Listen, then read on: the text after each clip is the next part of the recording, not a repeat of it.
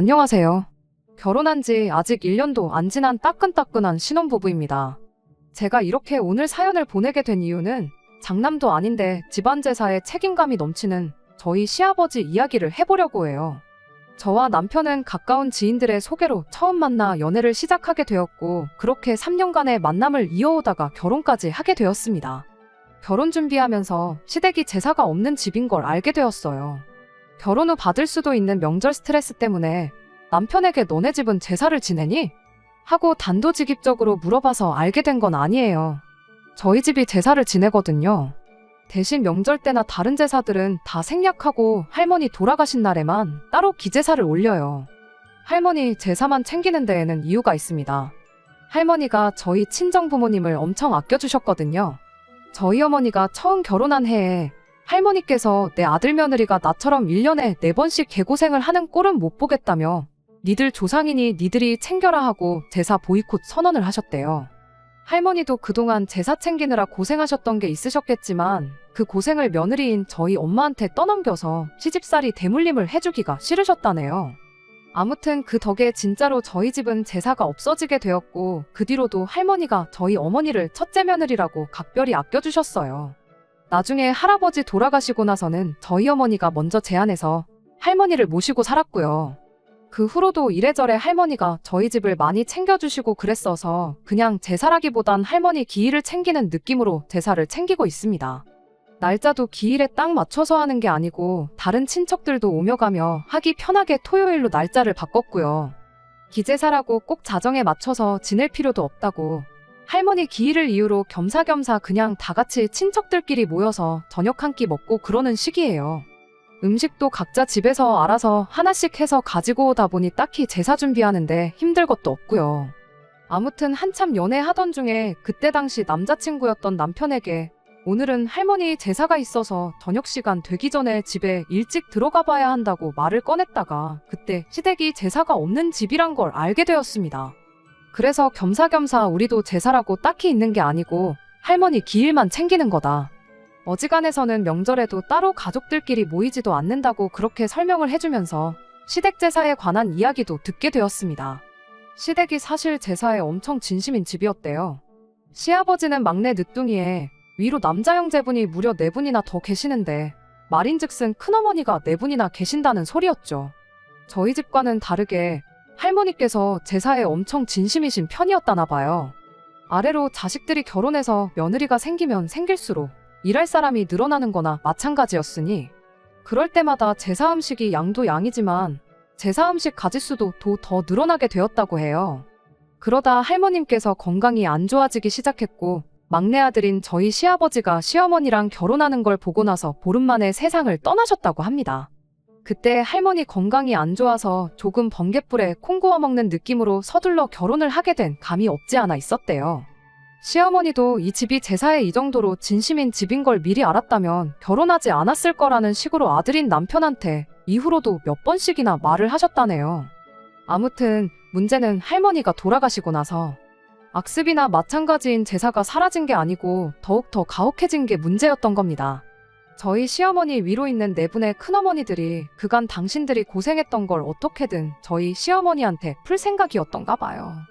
큰어머니들이 시어머니한테 몇 번 가르쳐주고 나서는 정말 손 하나 까딱 안 하고 모든 걸 시어머니한테 떠넘기셨답니다.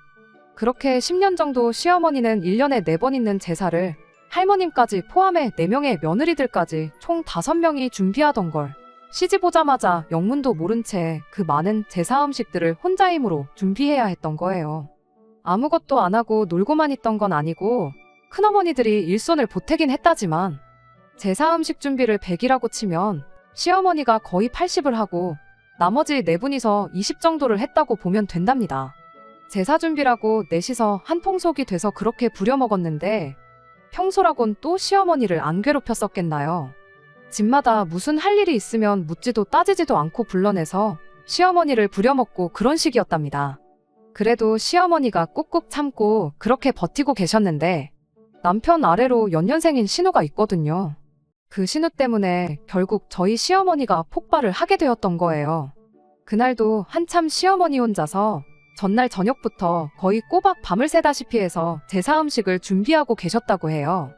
아침 일찍부터 해서 하나둘씩 친척들이 모이기 시작했고 시어머니가 거의 모든 준비를 마쳐놓은 상황에 큰어머니 네 분께 잠깐 쉬고 올 테니 마무리 좀 부탁한다고 하고 잠깐 방에 들어가셨답니다.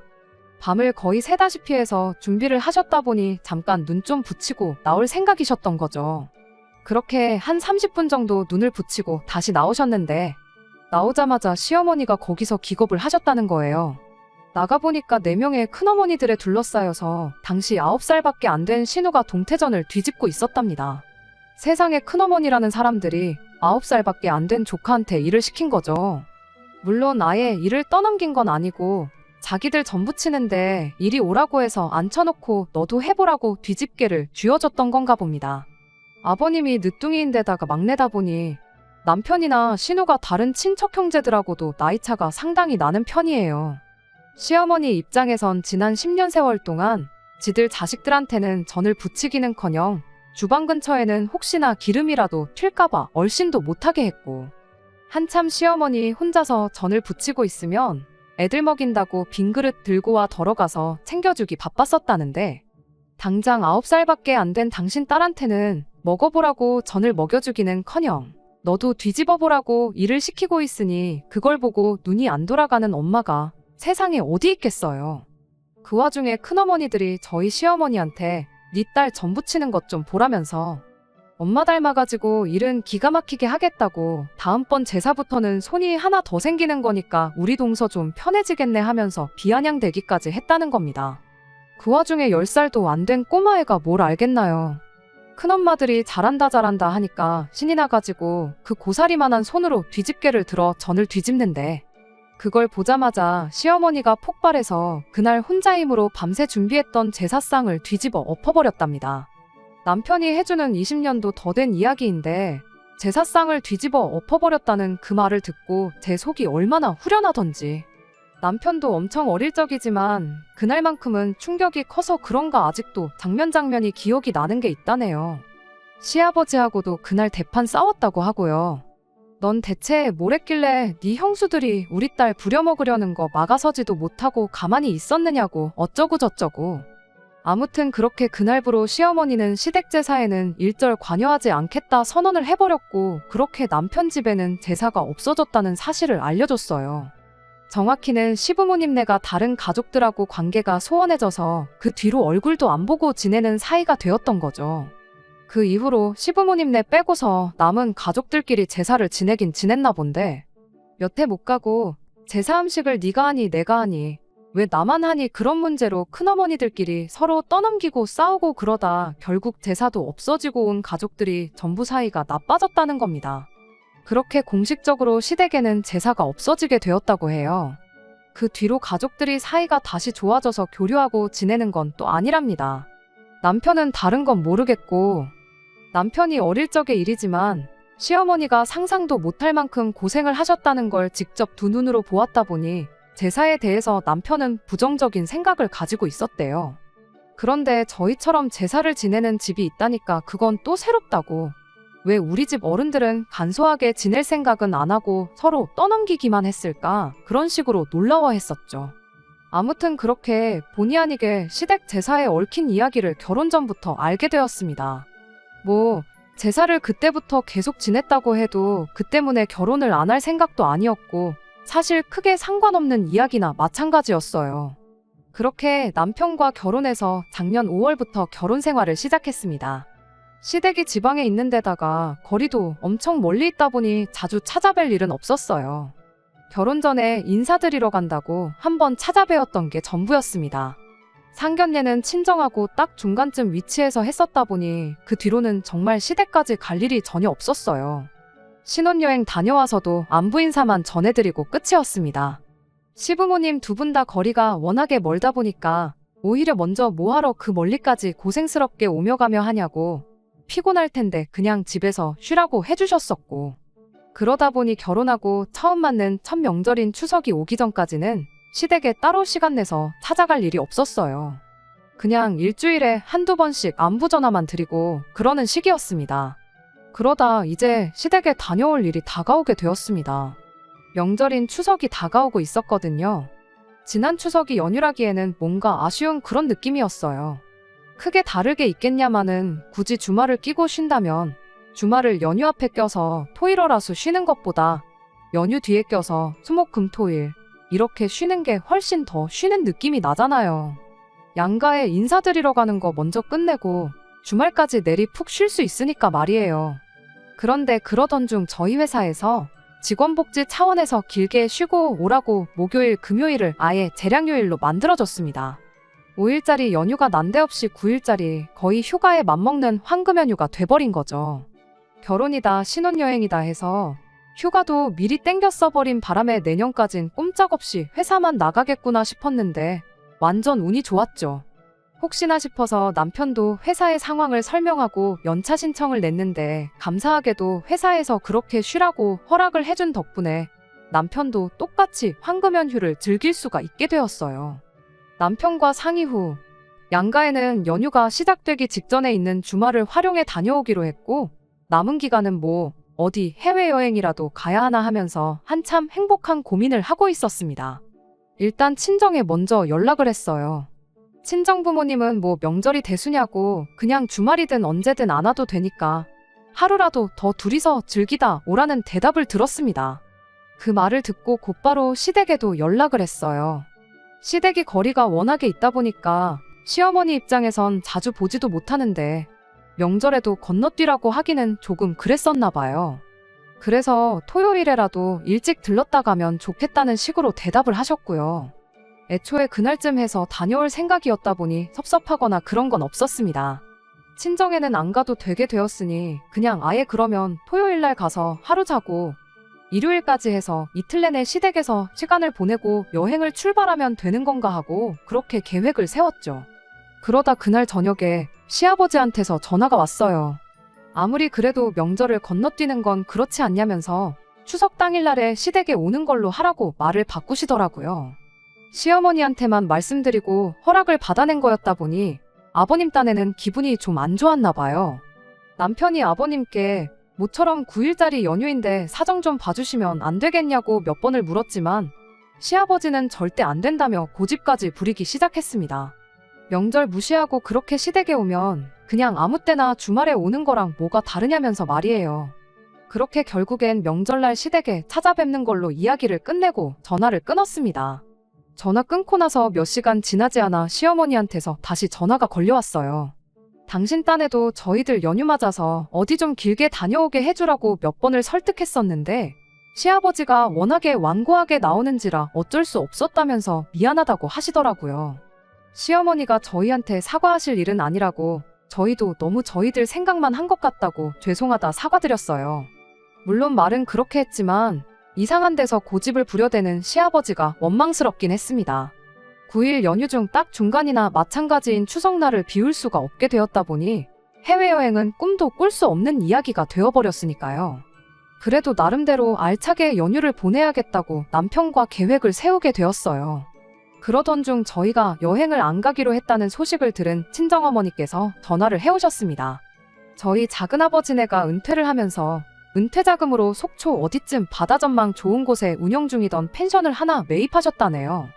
내년 여름 성수기가 오기 전까지 시간적 여유가 많다 보니 작은아버지가 직접 펜션을 리모델링을 하실 계획이시랍니다. 그런 만큼 그 당장 영업한다고 바쁜 것도 아니고 리모델링 공사도 아직 시작을 안 했다 보니 당장 연휴 맞아서 친척들끼리 다 그 펜션에 모여서 2박 3일 푹 쉬다 오기로 했다는 거예요. 저희 여행 계획이 어그러졌으니 아쉬운 대로 거기라도 따라가서 놀다 오지 않겠냐고 제안을 해주신 거죠. 원한다면 작은아버지한테 부탁해서 그 주 주말까지 내내 저희가 그 펜션을 숙소처럼 사용할 수 있게 물어보겠다고 하시더라고요. 그래서 이참에 그냥 속초를 거점으로 강원도 여기저기 돌아다니는 것도 좋겠다 싶어 그렇게 하기로 했습니다. 시댁에는 새벽바람에 출발해 점심까지 먹고 거기서 조금 쉬다가 저녁시간 되기 전에 그 펜션으로 이동하는 걸로 그렇게 계획을 세웠어요. 시댁에서 대충 차로 1시간 반 정도 거리라서 점심 먹고 적당히 시간 보내다 오면 시간이 딱 알맞겠더라고요. 추석날 당일 직전인 주말에는 둘이서 그래도 비행기 타는 기분이라도 내자고 2박 3일 제주도를 다녀오기로 했고요. 그렇게 연휴가 시작되었고 저희는 계획한 대로 토요일에 제주도에 도착해서 시간을 보냈습니다. 거기서 즐겁게 시간을 보내고 월요일 점심쯤 해서 비행기 타고 집에 돌아왔어요. 다음 날에 아무래도 운전을 많이 해야 했다 보니 그날은 그냥 다른 거 더 안 하고 집에 오자마자 바로 잠을 청했죠. 그렇게 새벽에 일어나서 시댁으로 출발하려는데 시어머니한테서 전화가 몇 통이나 와 있더라고요. 톡을 보니까 시어머니가 오지마 이렇게 한마디 보내놓으셨었는데 왜 그러시냐 전화를 해보자니 시간이 한참 주무실 새벽 시간대라 그냥 그대로 부랴부랴 출발했어요. 오지 말라고 보내놓은 톡이 저희 딴에는 그냥 아버님이랑 말다툼 같은 거 하셔서 그러신가 보다 하고 대수롭지 않게 생각했죠. 그렇게 차로 6시간 거리를 달려서 시댁에 도착을 했습니다. 결혼하고 처음 찾아뵙는 것이니만큼 얼마나 우리를 반겨주실까 잔뜩 기대하고 시댁 현관문을 열었죠. 그런데 그 앞에 펼쳐진 광경이 저도 저지만 남편도 그 자리에 얼어붙어서 이게 무슨 상황인가 파악하느라고 아주 정신이 없어 보였어요. 저희가 집을 잘못 찾아왔나 싶을 정도로 집 안은 처음 보는 사람들로 가득하고 시끌벅적했거든요. 제대로 찾아왔는지 알 수 있었던 건 그 수많은 사람들 가운데 넋이 빠진 얼굴을 하고 음식을 하고 있는 시어머니를 발견하고 나서였어요. 넋이 빠진 얼굴을 하고 있던 건 시어머니뿐만이 아니었습니다. 생전 처음 보는 저희랑 10에서 15 정도 나이차가 날 법한 다른 여자분들 몇 명이 딱 저희 시어머니가 짓고 있는 표정과 똑같은 표정을 하고 시어머니 곁에서 같이 음식을 준비하고 있었거든요. 이게 무슨 일인지 도무지 상황 파악이 안 되는 가운데 시아버지가 신이 나서는 저희들한테 이제 왔냐고 인사를 한마디 건네시더라고요. 그리곤 저희를 한참 사람들 떠들고 있는 거실로 끌고 갔습니다. 그리고 이게 다 무슨 상황인지 그때가 돼서 알게 되었어요. 그분들이 다 아버님 위로 있는 큰아버지들이래요. 옆에 앉아있는 건 뭐 말해 뭐 하겠나요. 그 집 자식들이랑 결혼 전에 남편한테 말로만 들었던 악독하기로 소문난 큰어머니들이었습니다. 남편도 워낙에 오랜만에 보는 사람들이다 보니 이 사람들이 다 누군가 싶었던 거죠. 그러던 와중에 큰어머니 중 가장 기가 세 보이는 분 한 분이 아버님한테 쟤는 왜 데리고 왔냐면서 저를 턱으로 띡 하고 가르치더라고요. 그러더니 그 처음 보는 사람이 저한테 이렇게 한마디 던지더군요. 너는 네 시어머니가 저기서 그렇게 고생하고 있는데 눈치가 없는 거냐면서 대충 분위기 파악했으면 얼른 가서 음식하는 거나 도우라고요. 시어머니한테 향하는 제 뒤로 그 여자가 시아버지한테 이렇게 한마디 하대요. 그래도 막내가 이제는 쫄따구도 많이 생겨서 편해지겠다고 내년부터는 장 보는 것부터 그런 거는 직접 하면 좋겠다니 어쩌니 하면서요. 시아버지는 거기다 대고 압류 하고 대답하고 있었고요. 상황이 어떻게 돌아가고 있는 건지는 안 봐도 딱 알겠더라고요. 저는 바로 시어머니 옆으로 자리를 앉았어요. 어머님한테 이게 다 무슨 일이냐고 물으니 오지 말라고 한 건데 전화는 왜 안 받았느냐며 당신도 워낙에 갑작스러워서 저희한테 다시 전화를 할 겨를이 없었다는 소리를 하시더라고요. 이 인간이 기어이 며느리 생겼다고 영 끊고 지내던 지 식구들 불러 모아 제사를 부활시켰다는 거예요. 시어머니 옆에 앉아있는 난생 처음 보는 분들은 다 각자 집 식구들 며느리랍니다. 영문도 모른 채 난생 처음 와보는 집에 끌려와서 각자들 시어머니들이 제사 준비하라고 시켰으니 시킨 대로 일단 저는 붙이고 있는데 이게 무슨 상황인가 도저히 감도 안 잡히는 눈치였어요. 대충 이야기를 종합해보니 과거에 시어머니로 인해서 제사가 사라지게 되었고 그 후로 자기들끼리 왜 나 혼자만 일하니 어쩌니 하면서 뿔뿔이 흩어졌던 건 사실이었나 봐요. 그 자리에 있던 며느리라는 사람들도 서로들 처음 보는 사이라고 하더라고요. 일단 시어머니가 진두지휘를 맡아서 이거 해라 저거 해라 시키고 계시니 하고는 있는데 결혼한 뒤로 단 한 번도 챙긴 적 없던 제사를 챙기는 게 다들 어이없어 하는 눈치였어요. 일단 다른 사람들도 하고 있고 우리 시어머니도 하고 있으니 저도 하는 수 없이 다른 음식을 준비하기 시작했죠. 그러다가 고개를 들었는데 남편이 어쩔 줄을 몰라 하면서 저 멀리서 저를 쳐다보고 있더라고요. 저 인간이 일하는 것도 열받아 죽겠는데 도와주는 신용도 안 하고 쳐다만 보고 있다고 열이 막 올라오던 찰나에 남편이 눈을 깜빡하더니 저한테 무슨 사인을 보내더라고요.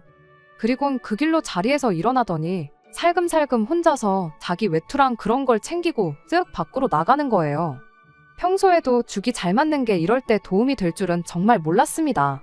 대충 남편이 무슨 생각을 하고 있는지 짐작이 돼서 그 길로 화장실 좀 다녀오겠다 말하고 안방으로 들어가서 시어머니 옷까지 몇 개 챙겨서 몰래 제 가방에 쑤셔 넣었어요. 그리고는 자리로 돌아와서 시어머니한테 말했죠. 차에 뭐 두고 온 것 같은데 가지러 좀 다녀와야겠다고요. 그런데 그게 엄청 무거운 거라 혼자 들고 오기 뭐한데 어머님도 같이 가주시면 안 되냐고 물어봤어요. 시어머니가 할 일이 이렇게 많은데 가긴 어딜 가냐며 저 중에 아무한테나 부탁해서 같이 다녀오시라고 하시는데 제가 최대한 애교 부리면서 시어머니한테 어머님하고 같이 가고 싶다고 어머님도 이참에 바깥바람도 쐬고 허리도 좀 피시라고 그렇게 이야기했습니다. 제가 시작부터 무거운 거라고 못을 박아놓고 말을 꺼냈다 보니 남이나 마찬가지라 큰형님이라고까지 하긴 뭐하고 호칭을 뭐라고 해야 좋을지 모르겠는데 아무튼 그 큰아버지네 며느리들은 난데없이 끌려와서 덤붙이고 있는 것도 열받아 죽겠는데 짐까지 들고 와야겠냐는 표정으로 애써 저희들 시선을 피하고 후라이팬만 바라보면서 음식 준비하는데 여념이 없었어요. 덕분에 아무 방해 없이 시어머니를 모시고 밖으로 나올 수 있었죠. 아니나 다를까 차에 가니 남편이 시동 걸어놓고 저희를 기다리고 있었습니다. 한마디도 안 했는데 어떻게 알고 거기에 엄마까지 모시고 왔냐고 하면서 완전 대박이라고 하더라고요. 남편은 애초에 그 자리에서 저를 데리고 도망칠 계획이었는데 제가 그 와중에 시어머니까지 모시고 나올 줄은 몰랐던 거예요. 시어머니한테 제가 말했죠. 제사 지내는 건 저기 있는 사람들한테 알아서 하라 그러고 어머님은 저희랑 같이 놀러 가시자고요. 어차피 어머님이 어느 정도 다 끝내놓으신 거 아니냐고 그 정도 해줬으면 충분히 하셨다고 말하고 그 길로 저희는 시어머니를 납치하듯 끌고 저희 작은아버지가 인수하셨다는 펜션으로 바로 향했어요. 시어머니도 처음에는 이래도 되겠냐면서 주저하셨지만 나중간이 에라 모르겠다 하시면서 빨리 출발하라고 하시더라고요. 차가 출발하자마자 옷 구겨진다고 제가 안방에서 챙겨 나온 시어머니 옷을 가방에서 꺼냈죠. 남편이 그거 보고 또 대박이라고 그 와중에 엄마 옷까지 챙겨서 나올 생각을 했냐면서 놀라대요. 시어머니도 그때부터는 한참 즐거운 표정만 짓고 계셨어요. 차를 출발시킨 지 한 20분쯤 지났나 저희 전화기가 불이 나도록 연락이 왔습니다만 하나도 받지 않았습니다. 시어머니는 급하게 나오느라 전화기를 두고 오셨는데 오히려 그 편이 마음이 더 편했을 거라 생각해요. 그렇게 차를 1시간쯤 더 달려서 펜션에 도착했는데 저희 부모님이 저희 보고 생각보다 일찍 왔다며 놀라셨다가 차 안에 같이 계신 시어머니 보고는 한 번 더 놀라셨어요. 원래 먹을 거 준비해둔 거 저희들 오면 저녁에 먹으려고 했는데 저녁까지 기다릴 게 뭐가 있냐며 그 자리에서 아주 저희들끼리 작은 잔치를 열었지요. 시어머니도 한참 같이 신나게 즐겨 하시다가 명절에 이렇게 가족들끼리 재미나게 보내는 방법도 있는데 왜 우리 바깥 양반은 저 모양인지 모르겠다며 한숨을 쉬시는데 참 생각이 많아졌습니다. 그렇게 한참 먹고 놀고 하다 보니 시간이 어느덧 오후 2시쯤 되었어요. 시어머니가 한참 고민하다가 저희를 부르시더니 운전하느라 고생하는 거 알지만 집에 다시 데려다 줄 수 있냐고 물으시더라고요. 혹시 저희 친정 식구들만 있어서 불편하시냐고 저희 가족들 그런 거 별로 신경 안 쓰는 분들이시니까 부담 가지실 필요 없다고 대답했더니 그게 아니고 그때쯤이면 제사도 다 끝나지 않았겠냐 하시는 거예요. 이미 일이 이렇게 된 거 어쩔 수는 없지만 그래도 아버님한테 미안하다고 사과는 하실 생각이셨는가 봐요. 그래도 그 인간이 사람들 모인 자리에서 혼자 얼마나 난감했겠냐 하시면서요. 이왕 이렇게 된 거 집에 가서 아버님하고 깔끔하게 화해하고 어차피 저희는 다시 이쪽으로 와야 하니까 당신들 차 끌고 같이 이쪽으로 오자십니다. 아직 저녁도 남았고 하니 그 양반도 먹고 마시는 거 얼마나 좋아하는데 같이 놀면 좀 좋겠냐시면서요. 그것도 역시 좋은 생각인 것 같아서 저희도 그렇게 하기로 하고 시간 더 끌게 뭐 있나 싶어서 바로 차를 출발시켰어요. 그렇게 다시 시댁에 도착했는데 예상대로 집은 텅텅 비어있고 아버님 혼자 계셨습니다. 그런데 저희 예상과는 다른 게 하나 있었어요. 제사를 지내고 나서 가족들이 돌아간 모양새가 아니었습니다. 바닥에 신문지 이리저리 펼쳐져 있고 음식 준비하던 게 그대로 다 있었거든요. 얼마나 진수성찬을 차리려고 했던 건지 3개나 이어붙여 놓은 제사상 위에는 아무것도 올라와 있지 않았고요. 시아버지는 혼자 그 제사상 앞에 양반다리를 하고 앉아서는 멍하니 먼 산만 바라보고 있었습니다. 저희가 들어오자마자 시아버지는 불같이 화를 내기 시작했지요. 20년 만에 뿔뿔이 흩어진 가족들 겨우겨우 하나로 모아서 모처럼 자리를 만들었는데 너 때문에 아주 이제 온 가족들이 두 번 다시 만날 일도 없을 사이가 됐다면서요. 저희가 중간에 그런 식으로 나갔다는 걸 알게 되고는 일단 먼저 영문도 모른 채 끌려와서 음식 준비하던 큰아버님들네 며느리들이 들고 일어섰답니다. 그 집 아들들한테 우리가 여기 끌려와서 뭐 하고 있는 거냐고 하면서 그 길로 자기들도 음식이고 제사 준비고 안 한다고 했다는 거예요. 저희보다 많아봐야 40대 중후반인 분들인데 그 또래의 아내 이겨먹고 한 번도 지낸 적 없던 제사 준비하라고 큰소리칠 남편이 몇이나 되겠나요. 그전까지야 저희 시어머니가 대표로 총대 메고 고생하고 있으니 어찌어찌 통솔이 되는 분위기였는데 저희가 그냥 그렇게 갔다는 사실을 알고는 하나둘씩 자리를 떠나간 겁니다. 당신들 며느리가 없다고 그 자리에 바통을 넘겨받아 음식 준비를 하실 큰어머님들이셨으면 애초에 처음부터 저희 시어머니한테만 일을 시키지도 않았겠지요. 당장 일할 사람들이 아무도 없어지니 그분들도 그 길로 시아버지한테 한마디씩 하고 집을 떠나갔다는 겁니다. 시아버지는 혼자 망연자실해서 저희 올 때까지 그렇게 혼자 앉아서 멍 때리고 있었던 거고요. 시어머니는 그렇게 된 상황에 처음에는 난감해하면서 아버님한테 미안하다고 일이 이렇게까지 될 줄은 몰랐다며 계속 사과를 하셨어요. 저희도 너무 경거망동을 한 건가 싶어서 한참 고개 숙이고 같이 아버님한테 혼나고 있었죠. 그 와중에 시아버지가 한마디를 꺼내시더군요. 제사 음식 좀 하는 게 뭐가 힘드냐며. 너 우리 집에 시집 오기 전에 형수님들도 다 하던 거 아니었냐고. 뭐 어디 너만 고생하는 건 줄 착각하지 말라면서 저희들 있는 건 아랑곳하지도 않고 막말을 하는 거 아니겠어요? 20년 세월 가족들 사이 이간질시켜서 서로 등지고 살게 만들었으면 됐지. 이제 다시 좀 잘 지내보려는데 그걸 못 참고 이렇게 집안꼴을 풍비박산 내놓으니 좋으냐고. 올해는 특히 형님들네 며느리들도 있고 우리 며느리도 있고 쫄따구들이 몇 명인데 부려먹기만 하면 돼서 몇 배나 쉬워진 걸 가지고 그게 하기 싫어서 어른이 돼서 그걸 못 참고 내뺐냐고 큰 소리를 치는 겁니다. 그런데 한참을 미안하다는 말만 반복하던 시어머니가 난데없이 시아버지한테 언성을 높이면서 한마디 하셨어요. 그래서 니네 집 식구들이 안 되는 거라고. 이제 보니 아주 똑같은 놈이다 못해 같은 핏줄 아니랄까봐 아주 더한 놈이라면서 어떻게 그 악습을 또 며느리들한테 물려줄 생각을 다 했냐시더군요. 당신도 집집마다 며느리들 다 끌고 온 마당에 애들한테 떠넘기면 안 힘든 거 몰랐겠냐입니다. 그런데 그렇게 하면 지난 시간 동안 상종도 못할 인간들이라고 생각했던 당신 형님들이랑 큰동서들하고 내가 다를 게 뭐가 있겠냐고 하시더군요. 그리고 그렇게 제사를 애들 손으로 넘겨주면 며느리들은 며느리들끼리 신이 나서 잘도 힘을 합쳐 제사를 지냈겠냐고.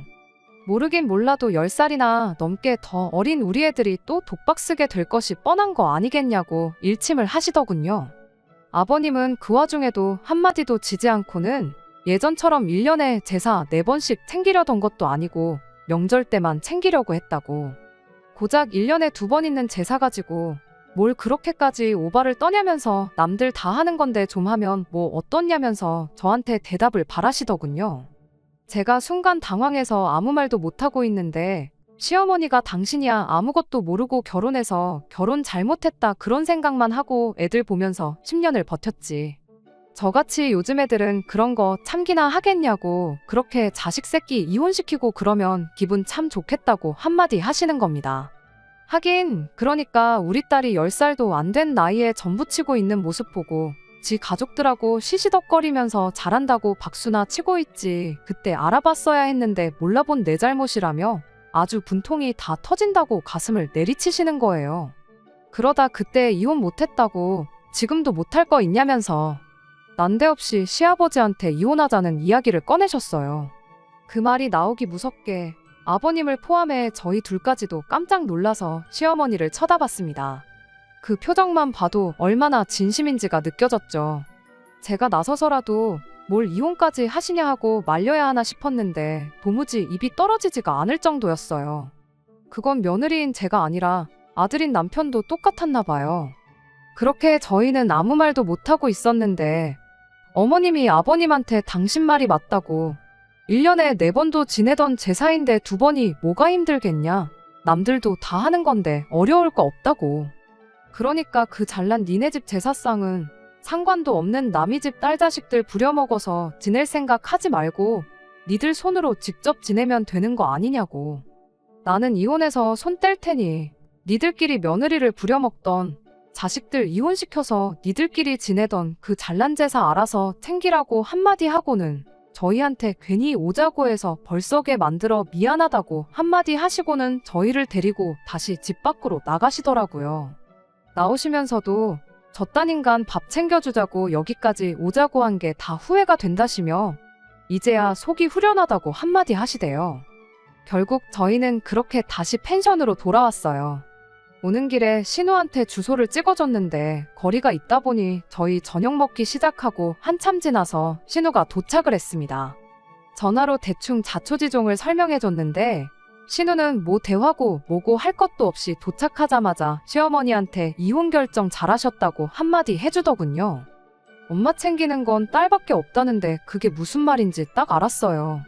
아마 모르긴 몰라도 그날 아침에 신우가 시댁에만 있었더라면 일이 그 지경까지 가기 전에 신우 선에서 큰아버지고 큰어머니고 시댁에 발도 못 붙여보고 쫓겨나지 않았을까 하는 생각까지 들었습니다. 아무튼 심각한 이야기는 생각보다 금방 끝났고 그렇게 저희는 저희대로 즐겁게 먹고 즐기고 시간을 보냈네요. 원래는 저랑 남편 둘이서 그 펜션에서 연휴 끝날 때까지 있다 가려고 했는데 이렇게 된 거 시어머니와 신우도 같이 해서 넷이서 시간을 보내게 되었습니다. 그 후로 시어머니는 바로 이혼 준비를 시작했고 그동안은 서울에서 신우랑 같이 지내기로 했어요. 재산 분할 받으면 지금 집이 좁은 편이라 신우랑 같이 지낼 만한 넓은 집을 알아봐야겠다시는 걸 보니 시아버지가 어떻게 사과를 해와도 다시 합치실 생각은 없는가 봐요. 이번 연휴도 어쩌다 보니 저희는 한 주 내내 쉬게 되었는데 일단 신우랑 같이 해서 시어머니 모시고 여행 좀 다녀왔다가 연휴 막바지쯤 해서 아버님 보러 내려갔다 올 생각이에요. 혹시 또 제사 준비니 어쩌니 해서 명절 당일날 오라고 하시면 그냥 안 갈 생각이긴 합니다만. 그래도 어머님이랑 이혼하신 거지 저한테는 아직 시아버지니까 제 할 도리는 하고 살려고요. 끝까지 들어주셔서 감사합니다. 오늘의 사연은 여기까지입니다. 구독과 좋아요, 알람 설정 부탁드리고 더 좋은 사연으로 다시 찾아뵙겠습니다. 감사합니다.